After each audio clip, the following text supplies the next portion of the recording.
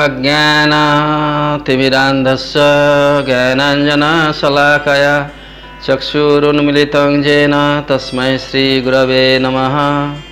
नमो विष्णुपादाय कृष्णप्रेष्ठाय भूतले श्रीमते भक्तिवेदान्त स्वामिनिति नामिने।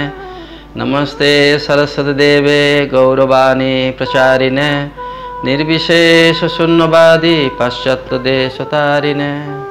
जय श्री कृष्ण चैतन्य प्रभु नित्यानंद श्री अद्वैत गदाधर श्रीवासदि गौर भक्तवृंद। हरे कृष्णा कृष्ण कृष्ण हरे हरे, हरे राम राम राम हरे हरे। महाराज युधिष्ठिर भगवान श्रीकृष्ण मधुसूदन के जिज्ञासा करलें जे आश्विन मासेर कृष्णपक्षेर एकादशीर की नाम एवं से एकादशी किभाबे व्रत पालन करते हैं सेई विषये आमाके सविस्तारे वर्णना करुन। भगवान श्रीकृष्ण बोलें, ए महाराज युधिष्ठिर, आश्विन मासेर एकादशी इंद्र नामे प्रसिद्ध एकादशी। এই ইন্দ্র একাদশীর মাহাত্ম্য শাস্ত্রে এইভাবে বর্ণনা করা রয়েছে। যুধিষ্ঠির মহারাজ ভগবান কৃষ্ণকে জিজ্ঞাসা করছেন যে আশ্বিন মাসে কৃষ্ণপক্ষে যে একাদশী সে একাদশীর নাম কি। তখন তার প্রত্যুত্তরে ভগবান কৃষ্ণ যুধিষ্ঠির মহারাজকে বলছেন যে আশ্বিন মাসে কৃষ্ণপক্ষের যে একাদশী সেই একাদশী ইন্দ্রা একাদশীর নামে খ্যাত। এই ইন্দ্রা একাদশী যে হচ্ছেন সর্বপাপ নাশক এবং কেউ যদি কর্মবিপাকে যদি কেউ নিম্নজনিত চলে গিয়ে থাকে তাহলে যদি এই একাদশী পালন করে থাকেন, শাস্ত্রে বর্ণনা করছেন ভগবান কৃষ্ণ যে সে সেই নিম্নজনি থেকে উদ্ধার হয়ে অন্তিম গতি সে পরম ধাম বৈকুণ্ঠ লোক প্রাপ্ত হতে পারবেন। তো সেই জন্য যুধিষ্ঠির মহারাজ এবং কৃষ্ণকে যখন জিজ্ঞাসা করলেন তখন তিনি কৃষ্ণ ভগবান বলছেন যে মাহিষ্মতি নগরে ইন্দ্রসেন নামে একজন ধর্মাত্মা রাজা ছিলেন এবং তিনি খুব খ্যাতিসম্পন্ন ধর্মপরায়ণ এবং তার বন্ধুবান্ধব আত্মীয় স্বজন নিয়ে খুব বিখ্যাত রাজা। তিনি সুশাসন করছিলেন। তো তিনি যখন একদিন রাজ সিংহাসনে বসে আছেন তখন সেখানে নারদ মুনি তার সেই রাজসভায় উপস্থিত হন এবং নারদ মুনি উপস্থিত হতে তখন রাজা তখন তার সিংহাসন থেকে উত্থিত হয়ে নারদ মুনিকে অভ্যর্থনা করেন এবং অভ্যর্থনা করার মাধ্যমে পাদ্য অর্ঘ্য এবং ষোড়শ প্রচারে নারদ মুনিকে পুজো করেন ইন্দ্রসেন রাজা। পুজো করার পরে তো তাকে একজন আসনে বসার জন্য তাকে অনুরোধ করেন এবং নারদ মুনি বসার পরে তখন ইন্দ্রসেন রাজা নারদ মুনিকে জিজ্ঞাসা করেন যে এখন আপনি বলুন আমার এই সভায় আগমনের কৃপা করে আপনি তার কারণ বর্ণনা করুন, যে আপনি এখানে আসার কারণ আপনি কৃপা করে বলুন।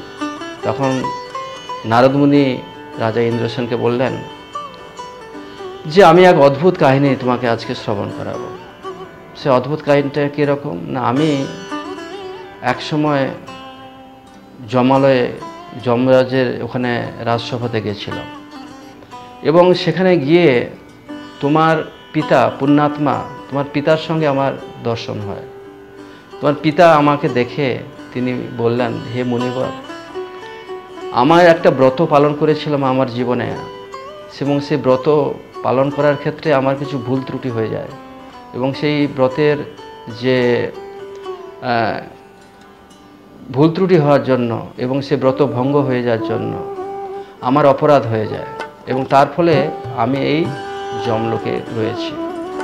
তো আমার যে পুত্র মাহিষ্মতি নগরে ইন্দ্রসেন হচ্ছে আমার পুত্র, আপনি তাকে বলবেন কৃপা করে যে তিনি যেন আমার পুত্র যেন ইন্দ্রা একাদশী ব্রত পালন করেন আর সেই ইন্দ্রা একাদশী ব্রত পালন করার পরে সেই যে একাদশীর ফলটা যেন আমাকে নিবেদন করেন। তো তখন তোমার পিতাজি যে আমাকে অনুরোধ করেছিলেন সেই জন্য আমি তোমাকে সেই সংবাদটা দেওয়ার জন্য এসেছি এবং তুমি ইন্দ্রা একাদশী পালন করো। তখন নারদ মুনির কথা শুনে তখন ইন্দ্রসেন মহেশমতি নগরের রাজা বললেন যে, হে মুনিবর, আমাকে ইন্দ্রা একাদশী ব্রত করবার যে কি বিধান কি আছে, কিভাবে আমি এই ব্রত পালন করব, তার ফলাফলটা তো আমি আমার পিতাজিকে নিশ্চিতভাবে আমি অর্পণ করব, কিন্তু তার বিধানটা কি, কিভাবে পালন করতে হয়, তার নিয়মকানুন কি, সেটা আমাকে যদি সবিস্তারে বর্ণন করেন তাহলে আমি খুব কৃতার্থ হই। তখন নারদ মুনি বলছেন যে দশমীর দিনে তুমি প্রাতঃস্নান করে তারপরে তুমি কি করবে না, আরেকবার তুমি স্নান করবে, দুপুরে খুব স্নান করে ভগবানের কে স্মরণ করে, এবং তুমি কি করবে, মাটিতে শয়ন করবে দশমীর দিনে, একাদশীর আগের দিন। তো আমাদের একাদশীর আগের দিন আমাদের এইভাবে সেটাকে প্রস্তুতি নিতে হয়। তো তারপরে কি করবে না, তার পরের দিন তুমি নিরাহারে থাকবে, কোনো রকমের আহার করবে না, উপবাস করবে।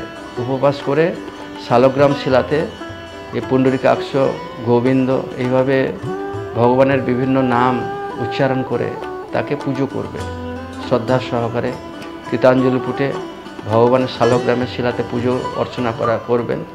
এবং সে পুজো অর্চনা করার পরে তারপরের দিন কি করবে না, সকালে প্রাতঃকৃত্যাদি এবং সমস্ত স্নানাদি করে গোবিন্দের পুজো করার মাধ্যমে ব্রাহ্মণদেরকে ভোজন করাবে। ব্রাহ্মণদেরকে ভোজন করিয়ে সে ব্রাহ্মণদের কে দক্ষিণা প্রদান করে তাদেরকে সন্তুষ্ট করে পরে সেই যে গোবিন্দের ভোগ প্রসাদ সেই দ্বাদশীর দিনে তুমি যদি গ্রহণ করো এবং তার এই যে একাদশীর যে ফলটা তুমি তোমার পিতাজিকে তুমি অর্পণ করো, তাহলে তোমার পিতাজি এই জমালয় থেকে তিনি বৈকুণ্ঠ ধামে গমন করবেন। তো রাজা ইন্দ্রসেন তাই করলেন নারদ মুনির কথা অনুসারে। তখন সমস্ত দেবতারা আকাশ থেকে পুষ্পবৃষ্টি করতে লাগলেন, আর পুষ্পবৃষ্টি করার পরে তখন সবাই দেখলেন যে তার পিতা সেই জমালয় থেকে তিনি বৈকুণ্ঠ ধামে গমন করলেন। তার কিছুদিন পরে এই রাজা ইন্দ্রসেন তিনিও তার পুত্রের হাতের সমস্ত কিছু রাজ্যভার অর্পণ করে দিয়ে তিনিও সেই বৈকুণ্ঠ ধামে গমন করলেন। তো এই যে সামনে একাদশী আসছে, খুবই ইম্পর্ট্যান্ট একাদশী, ইন্দ্রা একাদশী, সর্বপাপ নাশক। এবং আমাদের যদি পূর্বজ যদি কেউ এইভাবে জমালয়ে গিয়ে থাকে বা নিম্নজনী প্রাপ্ত হয়ে থাকে, তারাও এই একাদশী পালন করার মাধ্যমে তার যে ফলটা যদি তাদের নিবেদন করে থাকেন, তাহলে সে বৈকুণ্ঠ ধাম প্রাপ্ত হবেন, এই বিষয়ে কোনো সন্দেহ নেই। তো আপনারা যদি এই মহেশমতি নগরের রাজা ইন্দ্রসেন যেভাবে পালন করেছিলেন, আমরা ভক্তরা বিশেষ করে আমরা তো একাদশীর দিনে অধিক মালা জপ করে থাকি, আমরা একাদশীর দিনে নিরাহারে থাকি, অনেকে নিরাহারে থাকে, নিরম্ব উপবাস করে জল পর্যন্ত গ্রহণ করেন না, অনেকে ফলমূল খেয়ে থাকে, পঞ্চশস্য বর্জন করা হয়। অনেকের সময় কী হয়, একাদশীতে অনেকে রুটি খায়, বলে আমরা রাইস খাই না, আমরা একাদশী দিনে রুটি খাই, গ্রামের দিকে অনেকে বলে থাকে। বা অনেকে আমাদের একাদশী কী করে পালন করতে হয় জানেন না, বলছে আমরা রুটি খেয়ে, আমরা রাইস খাই না, রুটি খাই, কিন্তু রুটি তো একটা গ্রেন, তো সেটাও খাওয়া, তাহলে একাদশী ভঙ্গ হয়ে গেল। চৈতন্য মহাপ্রভু তার মাতাকে একাদশী ব্রত করবার জন্য সচী মাতাকে বলেছিলেন, মাতা আপনিও একাদশী ব্রত পালন করবেন। তাহলে একাদশী ব্রত পালন করাটা কতটা মাহাত্ম্যপূর্ণ। এবং অনেক সময় অনেকে বলে থাকে একাদশী আমরা কেন করব, যারা বিধবা তারা একাদশী করবে, এরকম মানুষের অনেকের মধ্যে ভুল ধারণা রয়েছে। তো এই সমস্ত ভুল ধারণা থেকে মুক্ত হয়ে আমরা যদি শুদ্ধভাবে একাদশী পালন করি, যেখানে স্বয়ং ভগবান চৈতন্য মহাপ্রভু তার মাতা সচী মাতাকে বলছেন আপনিও একাদশী পালন করুন, তো সেজন্য একাদশীর যে মাহাত্ম্য এটা আমরা সহজেই অনুধাবন করতে পারি। এবং তার পালনের একটা টাইম আছে, সে নির্দিষ্ট টাইমে আপনাকে গ্রেন বা শস্য দানা ভগবানের যে ভোগ সেটা প্রসাদ গ্রহণ করার মাধ্যমে আপনাকে ব্রতটাকে ভঙ্গ করতে হয়। তো আপনারা দেখে সবাইকে স্বনির্বন্ধ অনুরোধ, আপনারা এই ইন্দ্রা একাদশী সবাই পালন করবেন এবং আপনারা এই একাদশী পালন করার মাধ্যমে আপনারা আপনাদের যে ভগবানের ধাম সেখানে গমন করবেন, সে বিষয়ে কোনো সন্দেহ নেই। Thank you. হরে কৃষ্ণ।